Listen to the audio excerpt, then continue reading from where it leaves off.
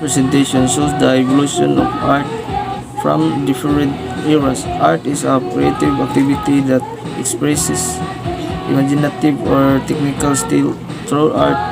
Artists and authors will be able to express their unspoken and unheard feelings and ideas through their masterpieces.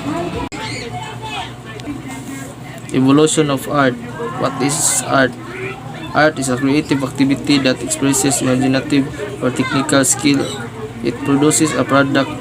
An object art is the diverse range of human activities in creating visual, performing artifacts, and expressing the author's imaginative mind. The product of art is called a work of art for others to experience.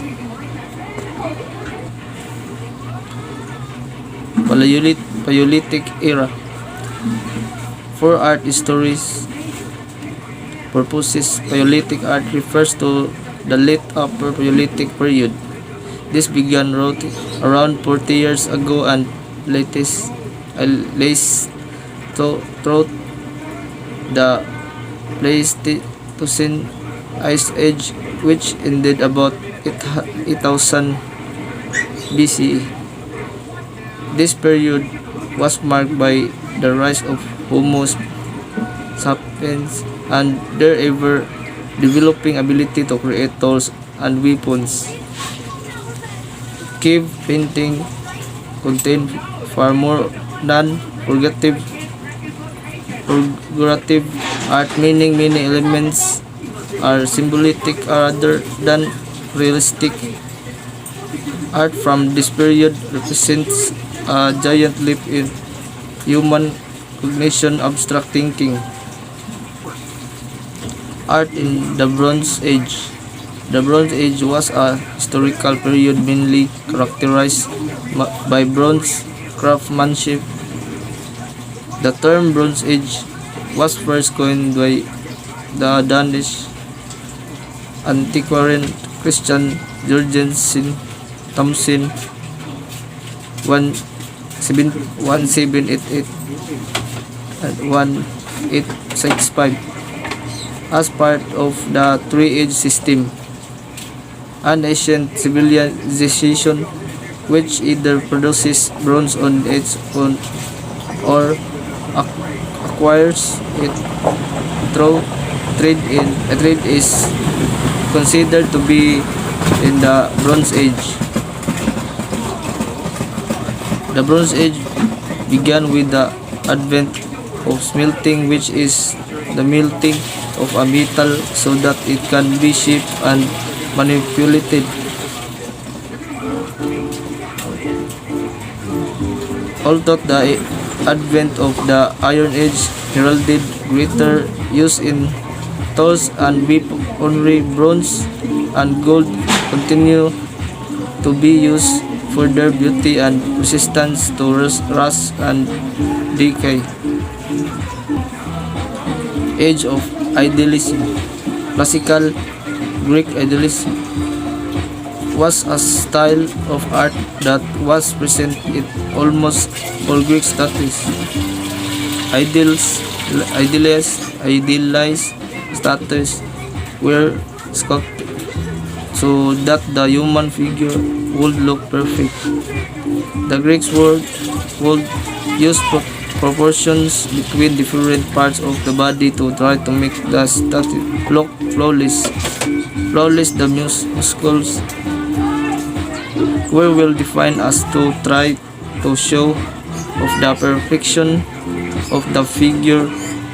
An example of the Greek idealism is Doripurus Spear-bearer, figure 1 450 100 BC. Doripurus was sculpted by Polycletus. The muscles of the figure in Doripurus are well defined, which adds to the idealized look of the statue. Middle Age. Medieval art was made up of various artistic mediums such as sculpture, illuminated manuscripts, stained glass tapestries, mosaics, and metalworks. Renaissance era. Renaissance art, painting, sculpture, architect,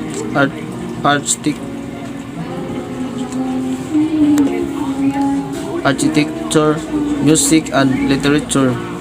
Renaissance art is marked by a gradual shift from the abstract form of the medieval period up to the representation forms of the 15th century. Subjects grow from mostly biblical scenes to include portraits, episodes from classical religion, and events from contemporary life. Humanism. Renaissance art. Renaissance humanism created new subject matter and new approaches for all the arts. Subsequently, painting, sculpture, the literary arts, cultural studies, social tracts, and philosophical studies reference subject and tropes taken from classical literature and mythology and ultimately classical art. The Renaissance also saw the invention of art techniques like oil painting and fresco. Baroque art. Baroque art and architecture, the visual arts and building design and construction produced during the era in the history of Western art that roughly coincides with the 17th century.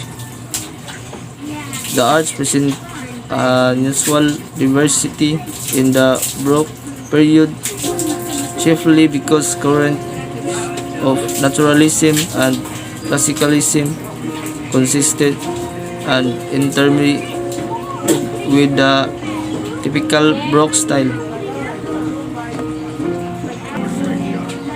Neoclassical period 1660 AD 1800 AD.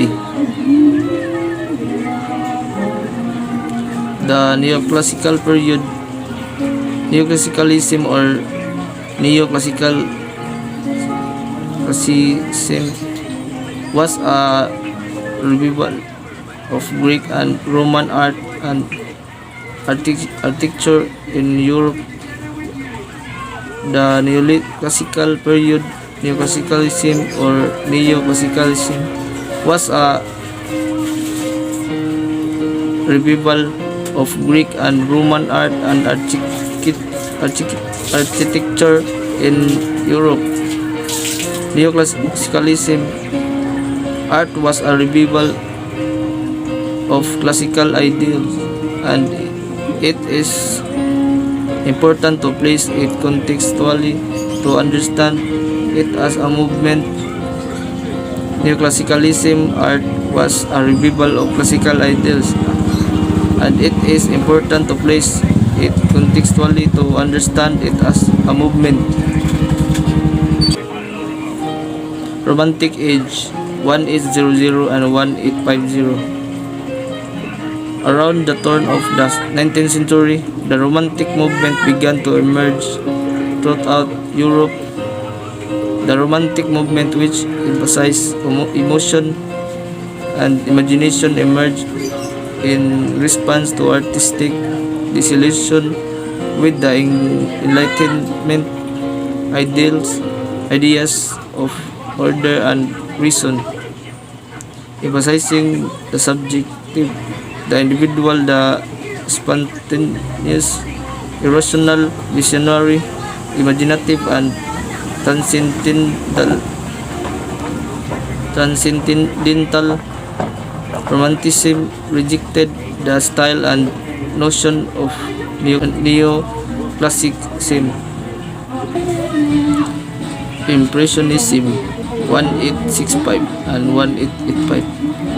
Impressionism, French Impressionism, is a major movement first in painting and later in music that developed chiefly in France during the late 19th and early 20th centuries. The principal Impressionist painters were Claude Monet, Pierre-Auguste Renoir, Camille Pissarro, Alfred Sisley, Bertie Morisot, Armand Guillaume, and Frederic Basel, who work together, influence each other, and exhibit together. Japanese art Ukiyo-e era 1600 and 1900. Japanese art, the painting, calligraphy, architecture, pottery, sculpture, bronzes, jade carving, and other fine or decorative visual arts produced in Japan over the centuries. Ukiyo-e often translated as pictures of the floating world refers to Japanese painting and woodblock prints. Originally depicted the city's leisure districts during the Edo period when the sensual attributes of life were encouraged amongst tranquil existence under the peaceful rule of the shoguns. Realism in art serves as a representation of the world as realistically as possible. 19th century realism began in France during the 1840s as a response to the four leading romanticism of the age. Conclusion: to create artwork, the artist has nothing to draw upon except their surroundings, including society, materials, life experience, art movements, and the environmental, which indicate the culture in which an artist works. Modern art has evolved and is associated with plenty of associations and embedded in industries across the world.